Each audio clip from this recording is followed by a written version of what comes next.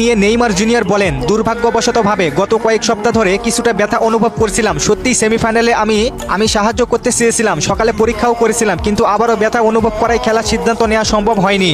অপরদিকে সান্তোসের কোচ বলেছিলেন জাতীয় দলের জন্য প্রস্তুত রাখতে নেইমারকে খেলানো হয়নি। এছাড়া কোচ আরও বলেন, আমি ইচ্ছাকৃতভাবে নেইমারকে দলে রাখিনি যাতে করে সে ব্রাজিল জাতীয় দলের জন্য সম্পূর্ণভাবে প্রস্তুত থাকতে পারে। কোচের এই সিদ্ধান্তকে আমি সম্মান করি। আমি আরেকটি খবর অনেক জায়গায় দেখলাম, নেইমার শারীরিকভাবে দুর্বলতার কারণে সামনের জাতীয় দলের ম্যাচ কলম্বিয়া ও আর্জেন্টিনার বিপক্ষে ম্যাচ মিস করতে পারেন। তাই দরিবাল জুনিয়র নিশ্চিত করেছেন তার জায়গায় অন্য কাউকে ডাকতে পারেন। আমার দেখা দেখি হয়তো আপনারা অনেক জায়গায় এমন খবর দেখেছেন, তবে তথ্যটি সঠিক নয়। অনেকেই এই গুজবটি ছড়াচ্ছেন।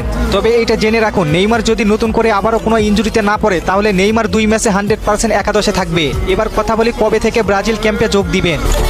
সর্বশেষ আপডেট অনুযায়ী 17 মার্চ ব্রাজিল জাতীয় দলের সাথে যোগ দিবেন নেইমার জুনিয়র সহ সব তারকা।